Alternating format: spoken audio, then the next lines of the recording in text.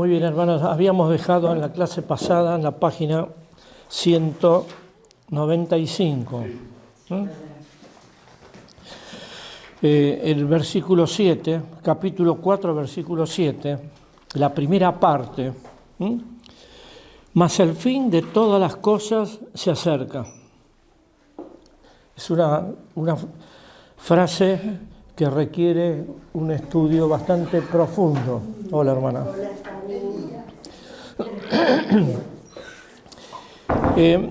La mención del juicio que encontramos en el versículo 6 sugiere la advertencia de que el juicio final no es una contingencia remota, sino que el retorno de Cristo para terminar con este orden de cosas presentes puede ocurrir en cualquier momento.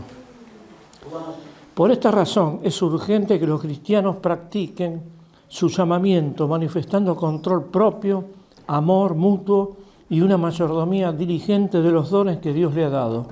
Esta es la vida que traerá gloria a Dios. Mas el fin de todas las cosas se acerca. Pedro alienta a sus lectores a considerar la vida a la luz del fin que se acerca.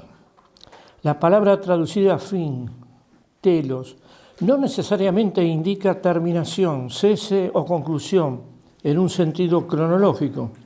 Aquí significa consumación, cumplimiento o una meta lograda.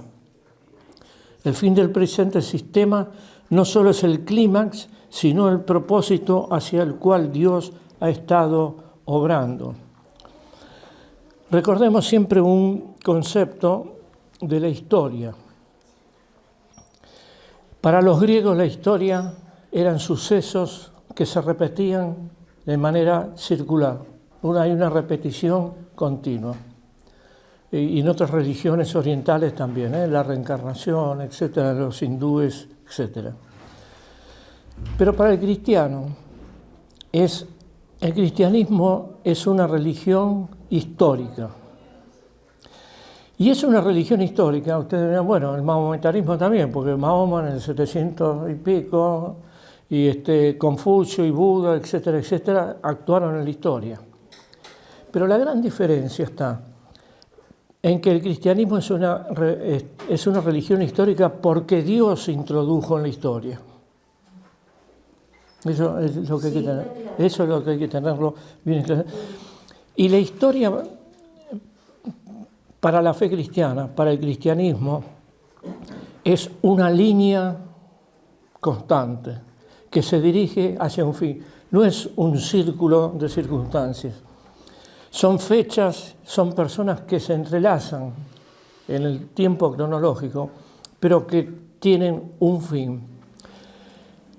Un filósofo argentino decía que si la historia no tuviera un fin, no tendría sentido.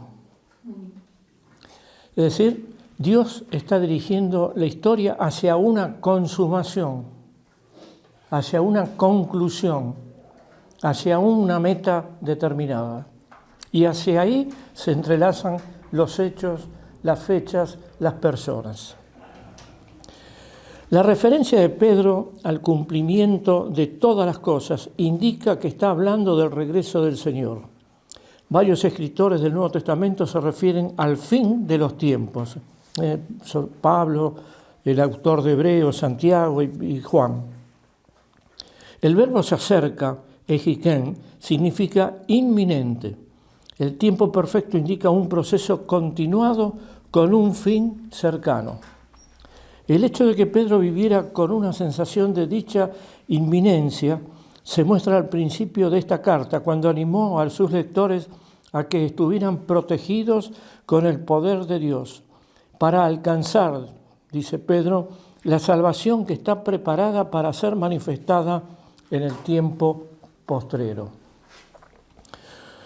O cuando, en el versículo 1:7, cuando sea manifestado Jesucristo. Muchas otras referencias del Nuevo Testamento resaltan la preparación de los creyentes por el inminente regreso del Señor Jesús. Ahí hay varios pasajes que yo les he indicado. La iglesia primitiva estaba en los últimos días, escribió el apóstol Juan. Queridos hijos, dijo Juan, esta es la hora final, la cual había comenzado con la primera venida de nuestro Señor Jesucristo. Pablo escribió detalladamente a Timoteo la atmósfera espiritual de su época, de manera que supiera cómo conducirse en la iglesia. Entre los consejos de Pablo, Pablo le va a decir en su segunda carta a Timoteo, ahora bien, ten en cuenta que en los últimos días vendrán tiempos difíciles. Segunda Timoteo 3, del 1 al 5, habla de ese tema. Cuando Cristo regrese, servirá a quienes hayan esperado dignamente y con paciencia ese día.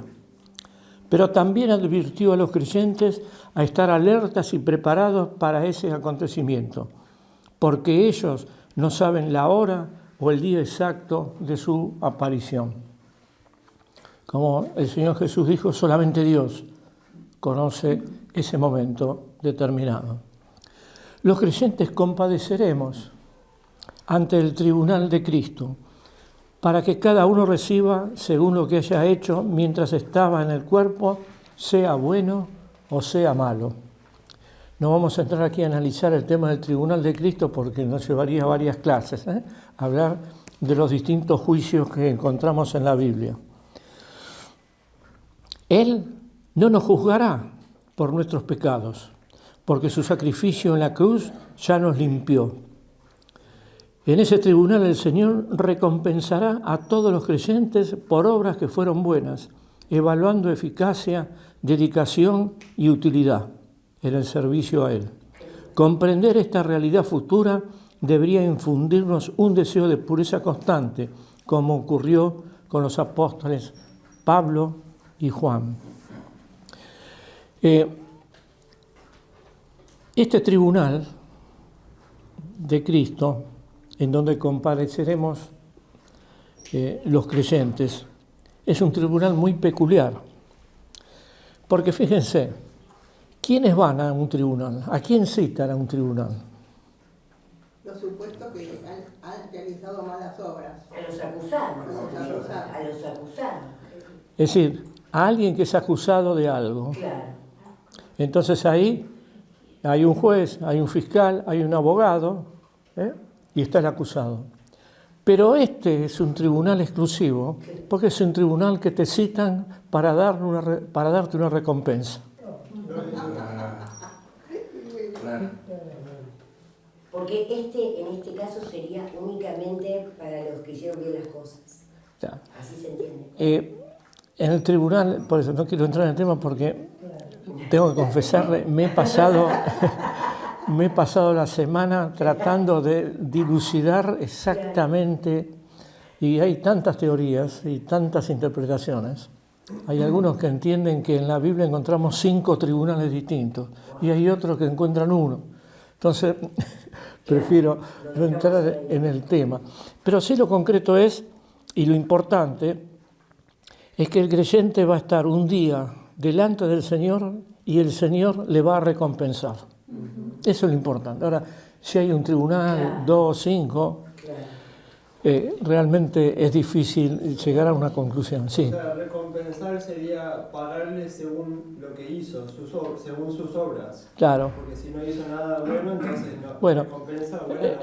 El apóstol Pablo dice en Corintios que las obras van a ser probadas por fuego y que algunas, como el oro, la plata, van a ser recuperados, y otro, el que actuó de una manera superficial, indolente, no estamos hablando de salvación, estamos hablando de las obras del creyente. Las obras de ese creyente van a ser quemadas como la hojarasca. Claro, pero nosotros, digamos, tendríamos que, escuchando todo esto, no preocuparnos por ese tribunal.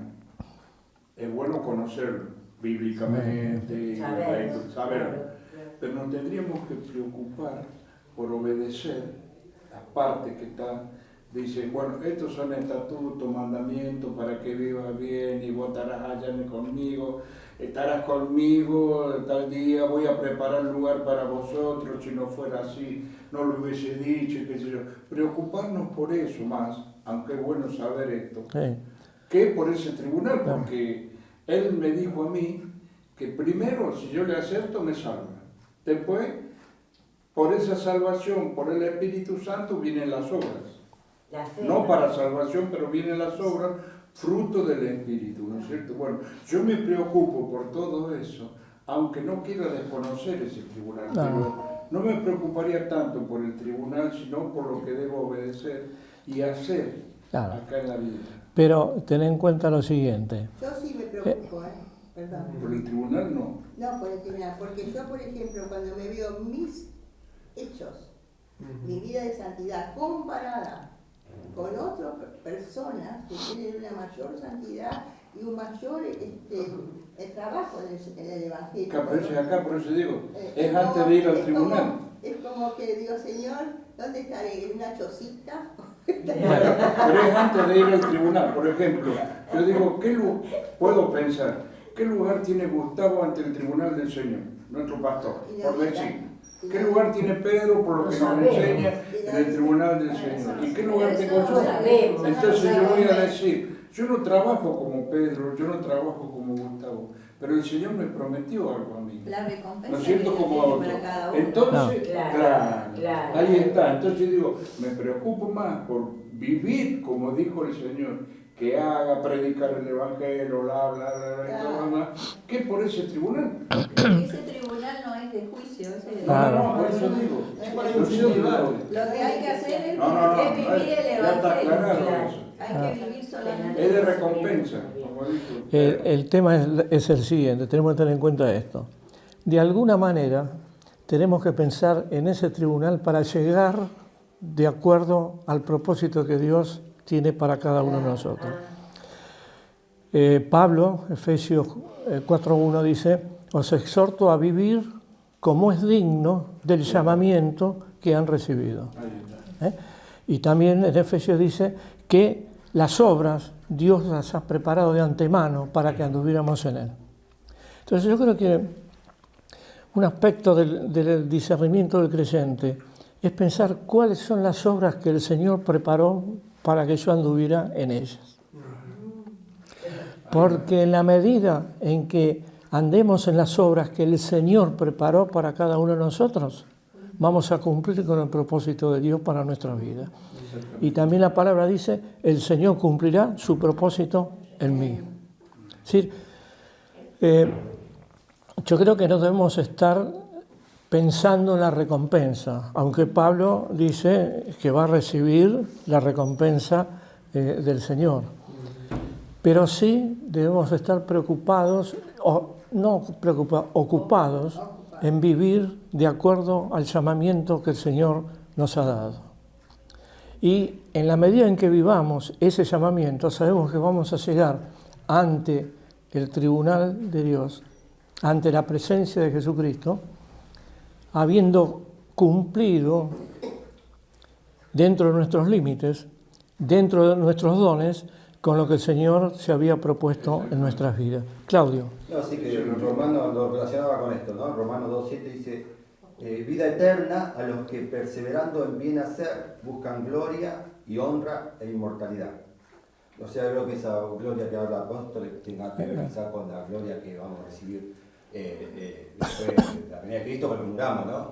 Sí, sí. La recompensa. La recompensa. Es decir, no está mal pensar en la recompensa. No quedarnos ahí, claro. No quedarnos ahí. Utilizando las figuras de Pablo, el que corre la carrera corre para obtener una recompensa. Sí, no está mal. Lo que sí, no debemos obsesionarnos por eso. Y sabemos que el Señor lo ha prometido y que el Señor va a cumplir con su promesa. Continuamos. Ya viene mi recompensa. Ya llorar. Cristo vive mi vida. Por eso, bueno, seguimos.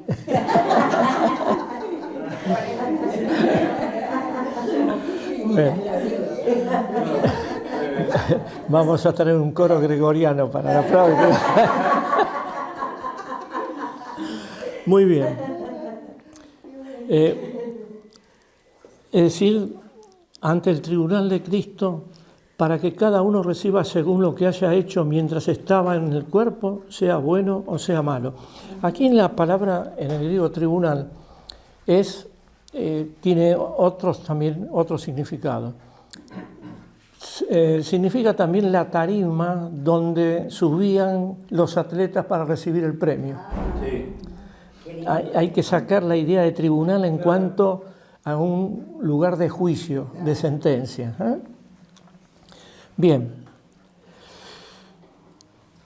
Comprender esta realidad futura debería infundirnos un deseo de pureza constante, como ocurrió con los apóstoles Pablo y Juan. Y aquí yo traje una serie de consideraciones doctrinales sobre esta parte del versículo, que no lo vamos a leer, eso se lo dejo para que ustedes lo hagan en sus casas, en donde se analiza, no dentro del texto y del contexto de Pedro, sino de acuerdo a lo que Pablo le decía a Timoteo. El análisis está hecho sobre Pablo, no sobre Pedro. Por eso lo vamos a dejar para que ustedes lo lean. Pero la idea final, la enseñanza de Pablo a Timoteo, es que Timoteo estaba viviendo en los últimos tiempos. No tenemos que pensar en los últimos tiempos en el sentido del tiempo postrero, del tiempo final, cuando llegue el juicio final, sino que Pablo lo que le indica, y es el análisis que hicimos en base al Antiguo Testamento y al Nuevo Testamento, lo que indica que los tiempos postreros ya estamos viviendo en los tiempos postreros. A partir del momento de la resurrección de nuestro Señor Jesucristo, la humanidad comienza, la Iglesia comienza a vivir el tiempo final, que concluirá cuando el Señor Jesucristo regrese nuevamente.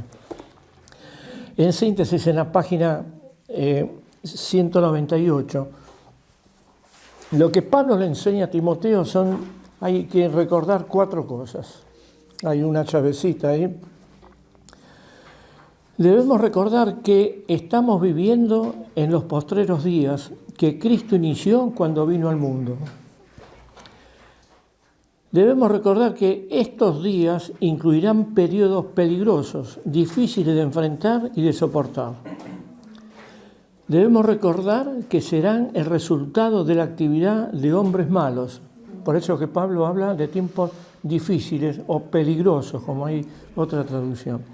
Y debemos conocer bien todo esto y comprenderlo con claridad y de esta manera estar preparados. Esta es la esencia de lo que Pablo le está exhortando a Timoteo en su última carta, 2 Timoteo.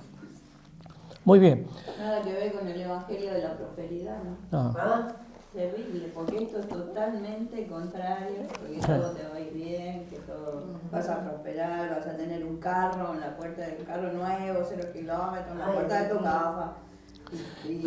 Y tenemos que tener en cuenta esto. Son tiempos peligrosos, vamos a ver todo tipo de personas peligrosas y que tenemos que estar preparados para eso, ¿no? Para Sí. Pablo en Tesalonicenses dice que el tiempo, hay quien está deteniendo la acción de la maldad y que en algún momento va a ser retirado. Es decir, la interpretación es que dentro de toda la situación que vivimos, porque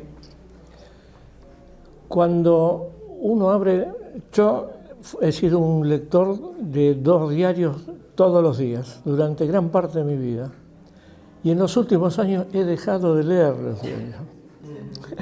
Primero porque las 8 o 9 noticias más importantes de todos los días se han repetido en los últimos 70 años. Entonces, me ahorro el costo del diario porque ya conozco lo que va a decir. ¿Cómo va a terminar? ¿Y qué es? Guerras, revoluciones, hambre, suicidios, asesinatos, droga. Es decir, tenemos que ser conscientes de que los tiempos van a ir empeorando, no es que va a mejorar. Y que en algún sentido la Iglesia ha ido demorando que la maldad llegara al extremo, que va a llegar al final cuando Satanás sea liberado para actuar en los últimos tiempos, en donde no va a haber ningún límite a la maldad. Por suerte no vamos a estar nosotros, ¿no? Bueno, no sé, yo, De alguna manera. yo te voy a decir algo. No lo quiero ver. Ya es suficiente. Perdóname. Cuando fui a España saqué el DNI español. Y el vencimiento de mi DNI español es el año 9999. ¿Por qué? Se han equivocado. No. Porque a esta edad ya piensan que no nos van a tener que renovar. Así que bueno. No, pero me refiero que ya por las ideologías que están introduciendo la Claro. perversión en los niños, la perversión. La cultura de la muerte, con el Cultura de la aborto. muerte. Es decir, hay una cultura de perversión Perversión. en Porque todo estamos lo... muy complicados. A mí se me hace difícil creer que pueda haber más que esto que estamos pasando ahora. Ahora, si alguno no cree que Satanás existe, que lea el diario. Claro, claro. Que lea el diario. Porque hay cosas que son impensables, Sí, sí. de cosas que están sucediendo que son impensables que puedan suceder. Muy bien, continuemos porque si no, no terminamos. Viviendo a la sombra de la eternidad. Vamos a leer la segunda parte del versículo 7, alguien que pueda leerlo, hasta el 11. 4, 7b hasta el 11. Sed, pues, sobrios y velad en oración. Y ante todo, tened entre vosotros ferviente amor, porque el amor cubrirá multitud de pecados. Hospedaos los unos a los otros sin murmuraciones. Cada uno, según el don que ha recibido, ministrelo a los otros, como buenos administradores de la multiforme gracia de Dios. Y si alguno habla, hable conforme a las palabras de Dios. Si alguno ministra, ministre conforme al poder que Dios da, para que en todo sea Dios glorificado por Jesucristo, a quien pertenecen la gloria y el imperio por los siglos de los siglos. Amén. Amén. Amén. Una doxología que encontramos en esta parte del texto. En espera de que llegue el tiempo del fin, los cristianos deben demostrar una conducta ejemplar. Es difícil, ¿eh? Tenemos que recordar que es difícil. Sí, sí, sí.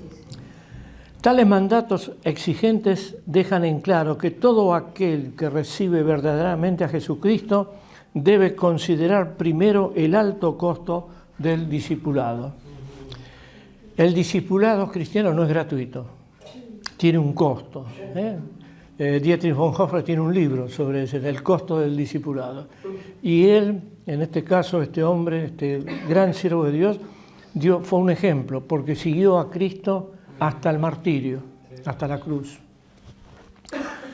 El discipulado es costoso y eternamente gratificante, pero el costo del rechazo es infinitamente mayor y eternamente horrible. Dios no solo quiere que los discípulos obedezcan los mandamientos, sino que por medio del Espíritu Santo, que obra con misericordia a través de las Escrituras, le da poder para cumplir con esos mandamientos. Es decir, Dios no dijo, bueno, tienen que hacer esto. Bueno, ahora cada uno que se la arregle como pueda. No, Dios dijo, tienen que hacer esto, pero Dios también da a través de su Espíritu el poder para que el creyente haga lo que Dios le ha pedido. Pedro pasa a dar 3 demandas que los creyentes deben cumplir para edificar vidas ejemplares con relación a la santidad personal, al amor mutuo y a una mayordomía responsable. Versículo 7b. Sean sobrios. Es lógico que el pensamiento piadoso esté en el centro de la comunión con Dios, ya que mientras más conozcamos la mentalidad de la persona, es decir, mientras más conozcamos lo que piensa Dios, lo que quiere Dios, más enriquecedora será la relación con Él.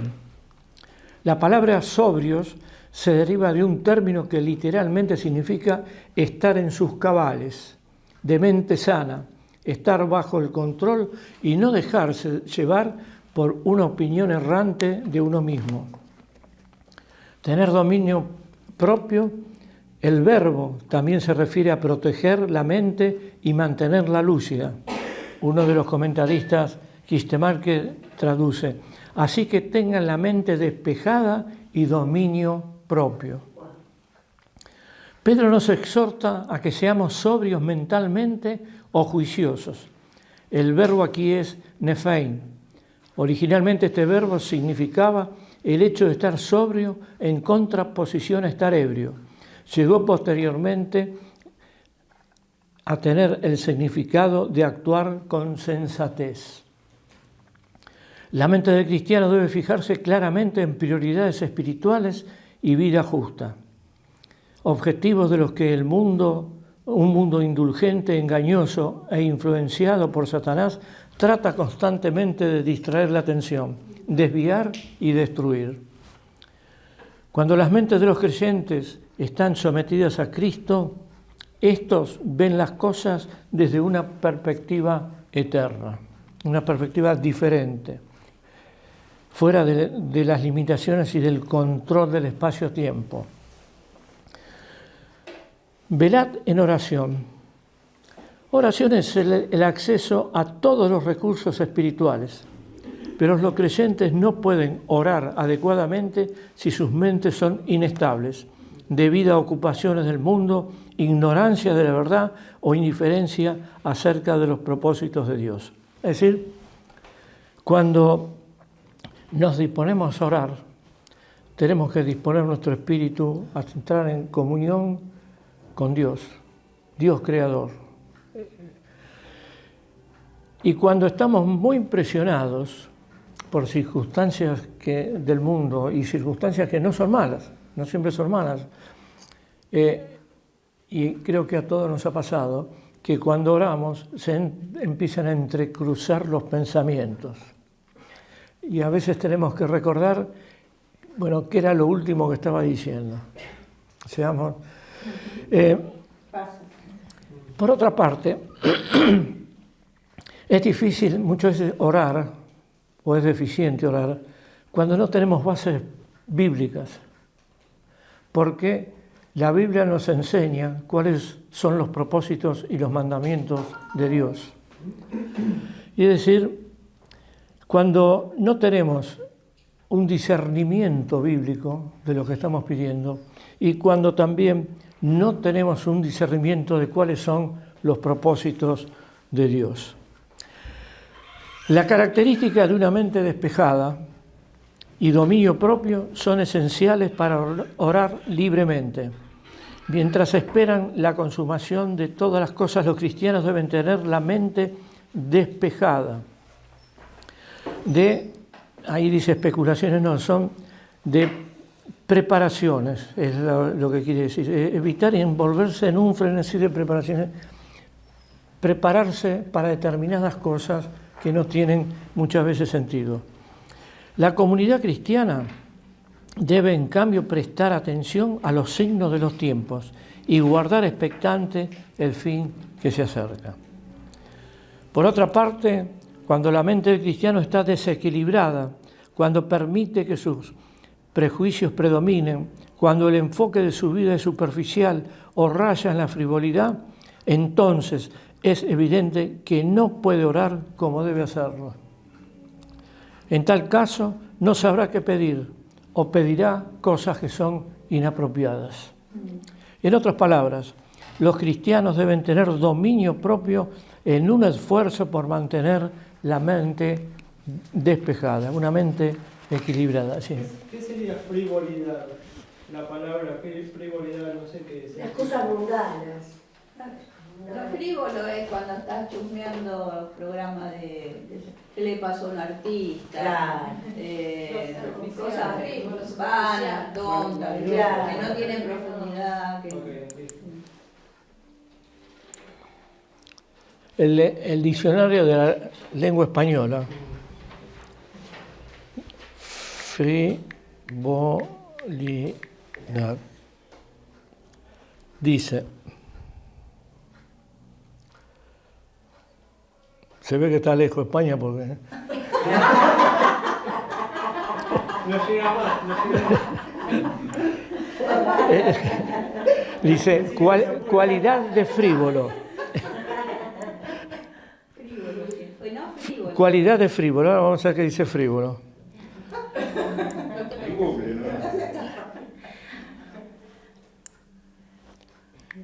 Frívolo. A ver si dijeron Este es el mejor ejercicio. Cuando uno tiene una duda, pum, el diccionario. Lo que en mi época se llamaba el mataburros. Sí, bueno, la RAE dice cualidad de frívolo. ahora sí entiendo. Dicho de una persona insustancial, Claro. que no tiene Sustancia. superficial, y veleidosa. Claro. Está bueno, Segundo, propio de la persona frívola, dicho de una cosa ligera y de poca sustancia. Dicho de un espectáculo, de sus canciones, baile, bla, bla. Dicho de una publicación que trata temas ligeros, el periodismo amarillo. ¿Eh? Claro, la prensa no. Exacto. Bueno, eso es lo que es ser frívolo. Y hay muchos que ocupan su mente en esas pavadas. Yo me doy cuenta cuando están esos programas de la tarde con todo el chusmerío de artistas. Digo, ¿cómo pueden perder tiempo ahí sentados escuchando? No hay ningún mexicano acá, ¿no? Los culebrones mexicanos. No hablo de los colombianos, ¿eh?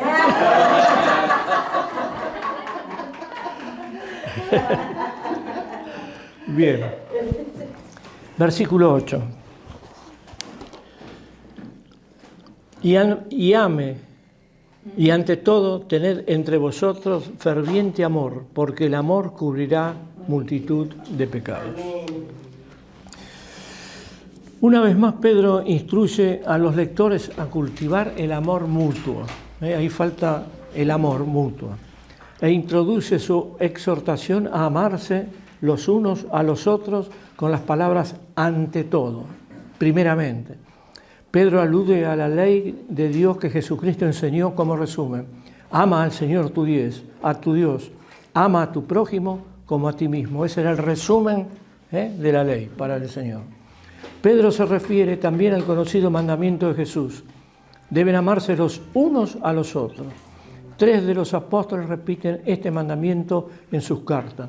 Pablo, Pedro y Juan. Dice la tradición que cuando el apóstol Juan, que es el último de los apóstoles, murió hacia fines del siglo I, ya estaba muy ancianito, dice que la tumba está en Éfeso. Él lo llevaban al templo, al lugar donde celebraban las reuniones, y su predicación era: hijitos, amaos los unos a los otros. Eso era lo único que decía todas las veces que estaba en medio de la congregación. Pedro califica el mandamiento de amar utilizando el adjetivo ferviente. La Nueva Versión Internacional, para calificar al amor cristiano, utiliza el adverbio profundamente, que da la pauta del alcance de ese amor.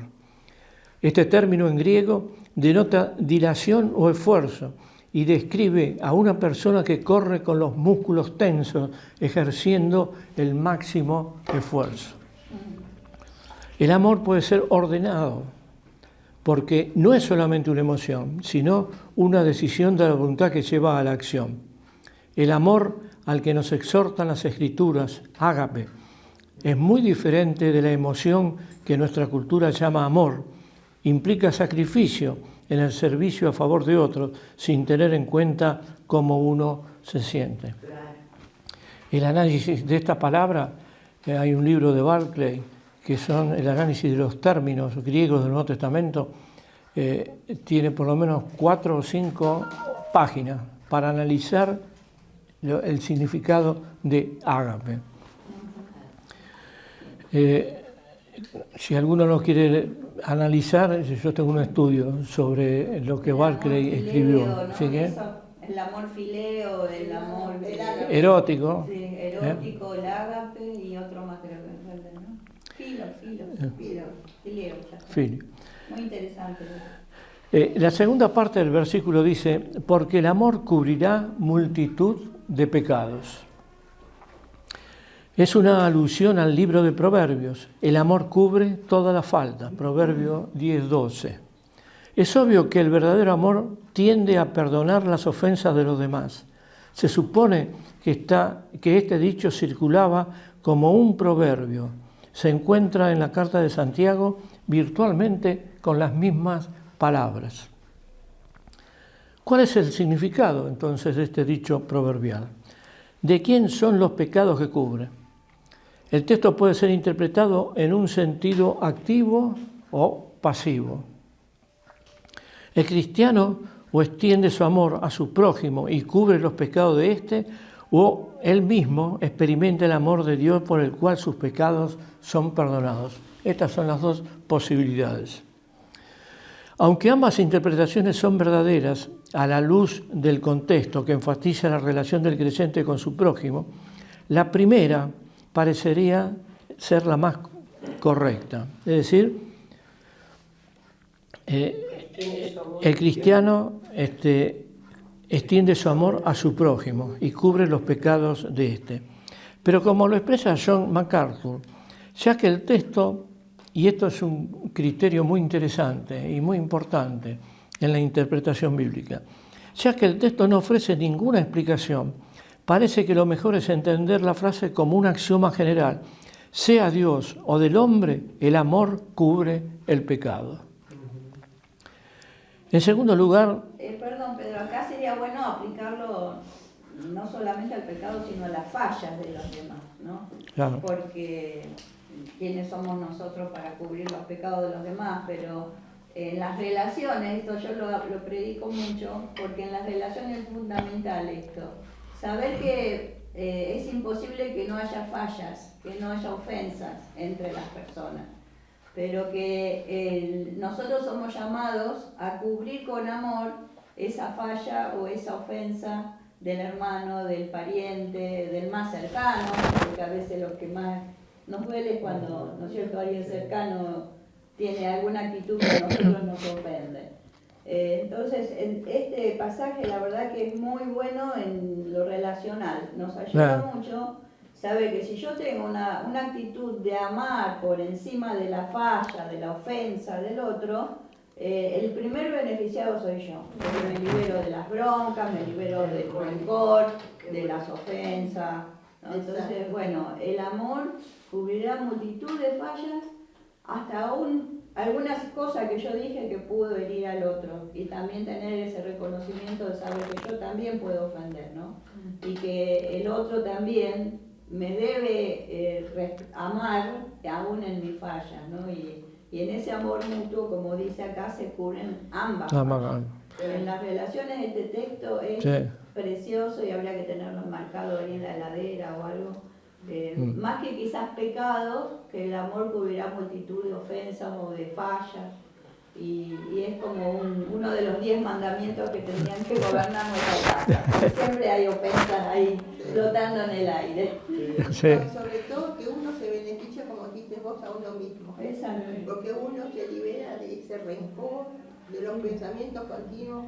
¿No? Sí. Cuando algo sentís que alguien te ofende, estás firme. Es liberado. Entonces te liberás. Tal cual. Es liberado.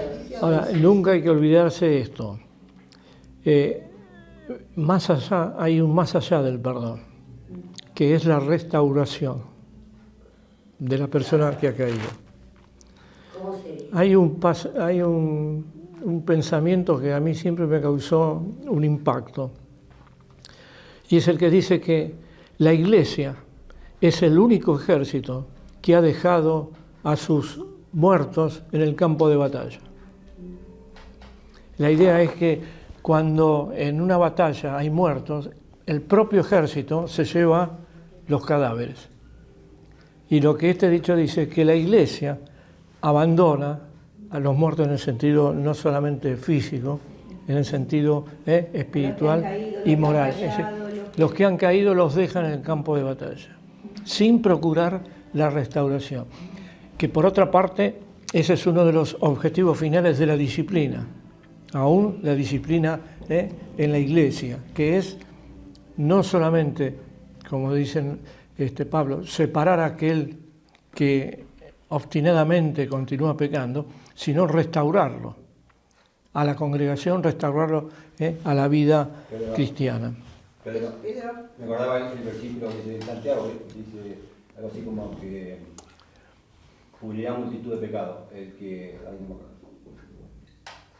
Que uno restaure al hermano, cubrirá multitud de pecados. Así dice el texto, no me acuerdo mi memoria. Sepa que haga volver el error de su camino, al que quedó en pecado, cubrirá multitud de... Salvará de la muerte de un alma y cubrirá multitud de pecados. Tiene que ver eso, cubrir y restaurar. Restaurar. Bien. La mente de Pedro está dominada en este pasaje de su carta por la convicción de que el fin de todas las cosas está cerca. Es sumamente interesante y significativo notar que no usa esa convicción para instar a los creyentes a que se retiren del mundo.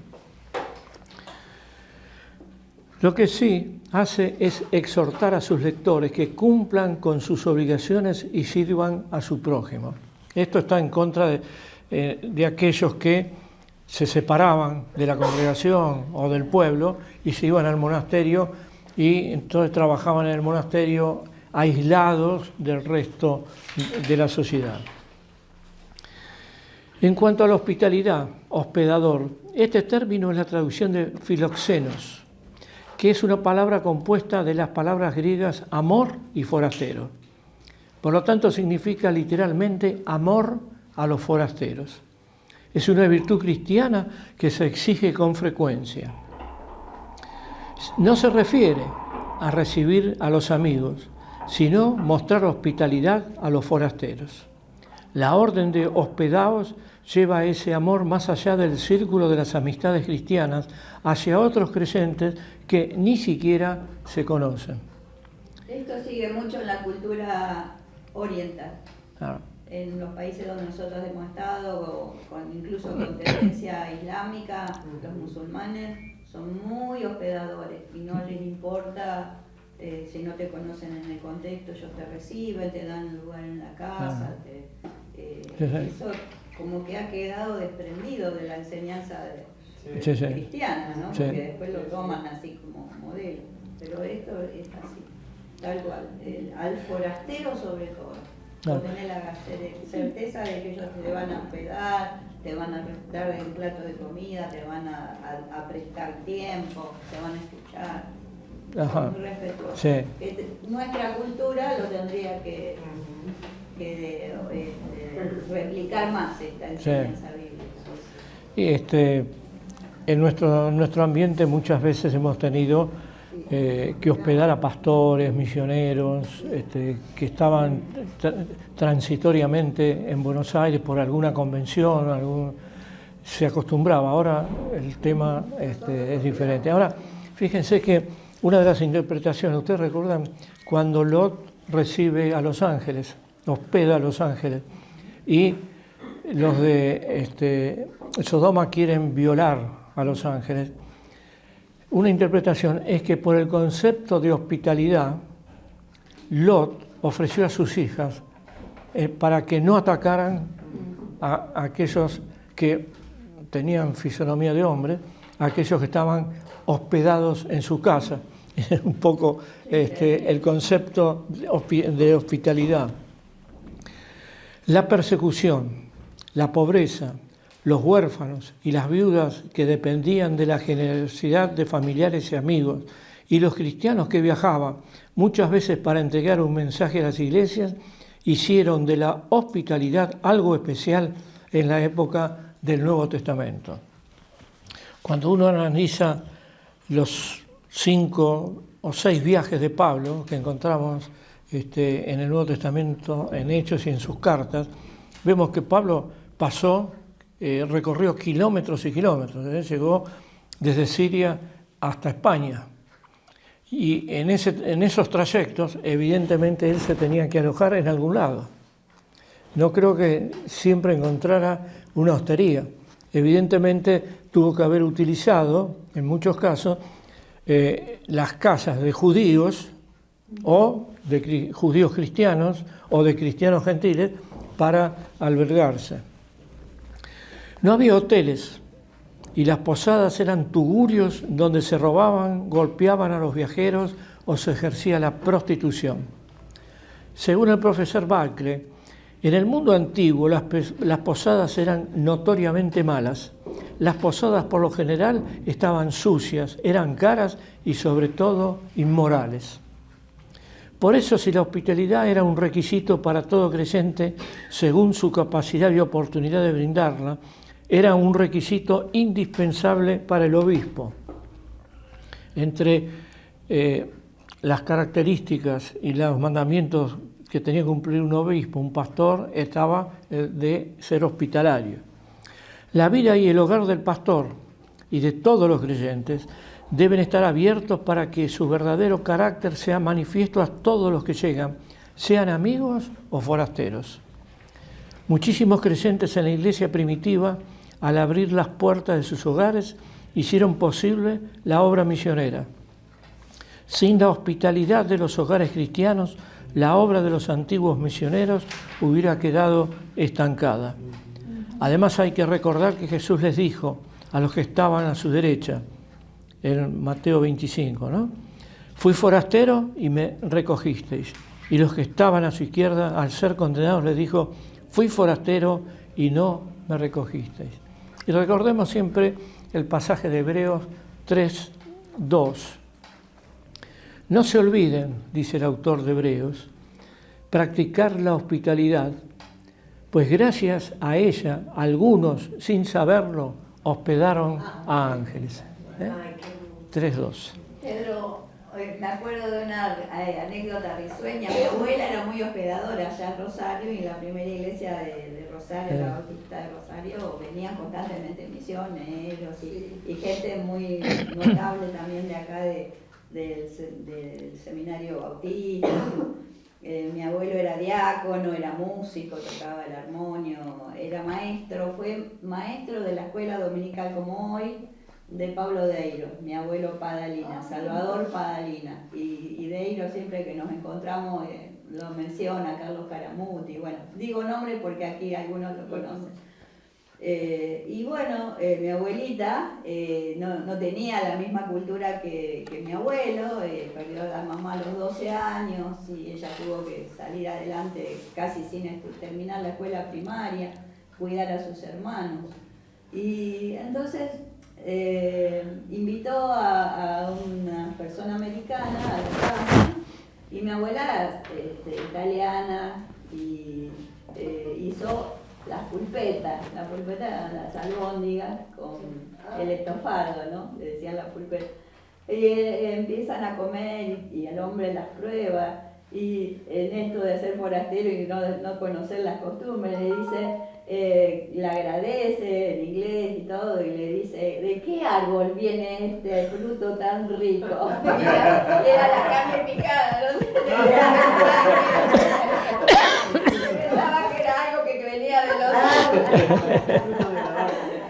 Bueno, eso, y también había que tener cuidado en las expresiones que se usaban. O no poner el vino en la mesa si era americano, porque era el demonio puro que te ponían en la mesa. Se levantaba y se iba. Muy bien. Los Ahora, versículos. en la práctica, Pedro, a veces hospedar a alguien da el temor, ¿no?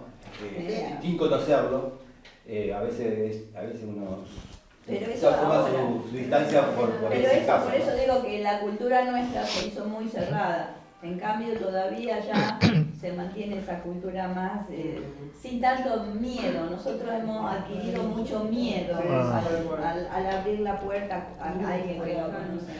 Lo que pasa también es que en las generaciones anteriores, para usar el título de un himno que cantábamos de chicos, éramos un pequeño muy feliz, pequeño pueblo muy feliz, decía. Es decir, había un mayor conocimiento de las personas que formaban parte de las iglesias. Y con que te dijera, yo soy de la iglesia tal, del pastor tal, ya había cierto conocimiento, no había prejuicio. Hoy por hoy no hay tanto conocimiento como había en ese momento. Y por otra parte han florecido iglesias que uno no sabe tampoco el origen, ni quién es el pastor, ni por qué es pastor o pastora o como sea.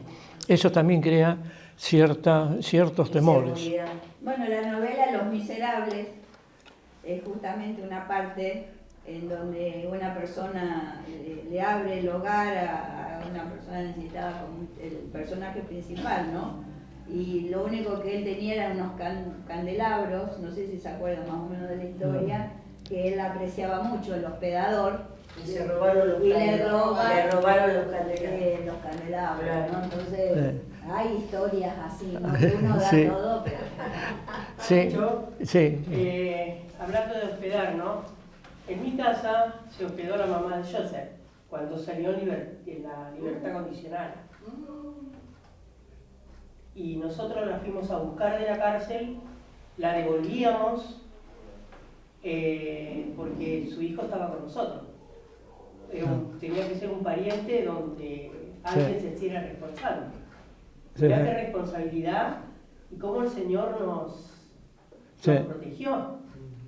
Nosotros siempre dijimos, mi casa y yo serviremos al Señor, cuando estaba mi esposo, ¿no? Y no hace mucho, hace poco, estuvo una chica que estaba de novia con Joseph, vino la hermana, 2 hermanas, y bueno, y había que hospedarla, porque no quedaba otra. Claro. También hay que tener en cuenta que también en las iglesias, en todas las épocas, ha habido fabuladores. Hermanos que parecían, me acuerdo, era muy chico yo, pero me acuerdo, porque lo mencionaban, de un hermano en la iglesia del centro, hermano Silva, que parecía que era un dechado de virtud, de cómo hablaba, cómo oraba y demás, y resulta que le terminó robando a mi abuelo el capote. ¿Qué le robó, Pedro? El capote. Un sobre todo.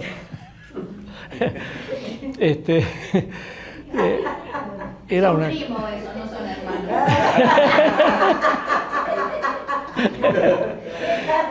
Y que resulta que en una oportunidad, mi papá y mi mamá todavía eran novios, estaban en lo que era el parque japonés. Ninguno de ustedes se acuerda posiblemente, salvo los más antiguos. Existe ahora. Estaba la rueda giratoria y demás.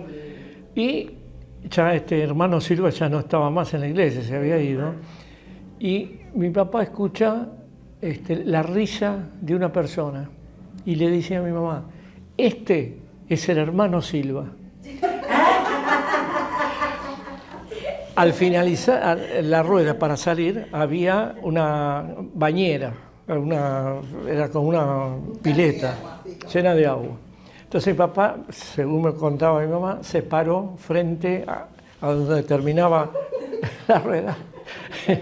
Y cuando el hermano Silva sale, se encuentra con mi papá y se ve que mi papá lo quiso más o menos agarrar del cuello. Entonces el hermano decía, pero Pedrito, vos sos cristiano. Bueno, y se fueron. Pero después mi mamá se lo debe haber arrastrado a mi papá, pero después mi papá se arrepintió y lo empezó a buscar otra vez. Y el hermano Silva ya había desaparecido. Sí, el engaño muchas veces está detrás de muchas personas y debemos ser sagaces y también tenemos que prevenir no podemos entregarnos como palomas así porque sí. Muy bien. Bueno, una mayordomía diligente. Vamos a leer el versículo porque este es un tema que le quiero dedicar un poco. 10 al 11a. Cada uno, según el don que ha recibido, ministrelo a los otros como buenos administradores de la multiforme gracia de Dios. Si alguno habla, hable conforme a las palabras de Dios. Si alguno ministra, ministre conforme al poder que Dios da, para que en todo sea Dios glorificado por Jesucristo, a quien pertenecen la gloria y el imperio por los siglos de los siglos. Amén. Amén. Respecto a los dones vamos a decir algo. Después, en la clase próxima, vamos a analizar un poco más en profundidad. Los dones son parte de la gracia de Dios y Dios ha distribuido los dones soberanamente. Cuando uno analiza este tema en Romanos y en Corintios, podemos nombrar por lo menos unos 25 dones que están nombrados en la palabra, lo cual no significa, porque en las listas de dones no coinciden, no son todos iguales, sino que hay variantes, lo cual significa que no son listas definitivas, limitativas, es decir, que puede haber otros dones más. Ahora, los dones fueron dados para el crecimiento y la edificación de la Iglesia, no para el desarrollo y la tranquilidad espiritual de conciencia de cada uno de nosotros, no para nuestro propio crecimiento, aun cuando en el ejercicio de los dones todos crecemos. Ahora, nadie tiene todos los dones, pero nadie carece de un don. Todos tenemos por lo menos un don que Dios nos ha dado. Y vamos a hacer, lo usemos o no lo usemos, o lo usemos deficientemente, vamos a ser responsables delante del Señor cuando estemos en el tribunal frente a Jesucristo por ese don que el Señor nos ha dado. Ahora, cada uno de nosotros debe discernir cuál es el don que Dios le ha dado, cuál es el don que tenemos. Muchas veces la Iglesia nos ayuda a descubrir el don, que muchas veces ignoramos que lo tenemos, pero la Iglesia, los hermanos que nos ven actuar, perciben y disciernen el don de cada uno. Pero en última instancia, cada uno de nosotros es responsable por el don que Dios nos ha dado. Y somos responsables de saber cuál es el don y somos responsables por desarrollar ese don. Y desarrollarlo con excelencia. Desarrollarlo sabiendo que estamos desarrollando el don no para nuestra propia tranquilidad, nuestra propia vanagloria, sino para la gloria de Dios. Y cuando la Iglesia crece por el uso de los dones de los creyentes, está creciendo para la gloria de Dios. Así que cada uno de nosotros tiene esa responsabilidad de discernirlo y de ejercerlo. Amén. Muy bien, hermanos. ¿Alguna pregunta? Gracias, Pedro. Muy buena